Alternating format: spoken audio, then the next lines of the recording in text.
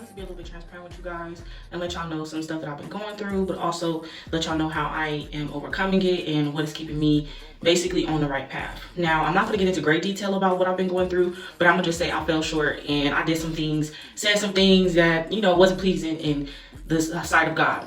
But I repented and I basically asked God, I'm like, God, why do I keep falling short? Because, you know, in the Bible, it talks about how we need to strive to be as perfect as Jesus was, even though we can never be perfect, but just try to be as perfect as he was. So that's our goal as Christians, is to strive to be as close to perfect.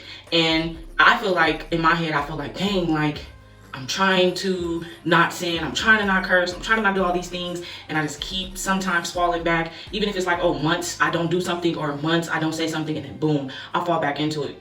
So what I realized was that in order to fight sin, you have to stay in the Lord, stay in his word. And a lot of times I feel like, oh, I got my word in for the day, or oh, I read my Bible, or oh, I prayed this morning, so I'm good for the day. Like I had my time with God and now I could just go by my day. But I realized is that that's not the case. I realized that every time I fell short, what I failed to do was run to God. And I feel like that's what we all need to do when we're feeling like we're falling short, or when we feel like we're under temptation, or we feel like we're under frustration, or whatever you're dealing with in your life. Run to God. That's the hardest thing to do when you're in that mindset. Is like, do I fall in, or do I just feel like I can handle it on my own?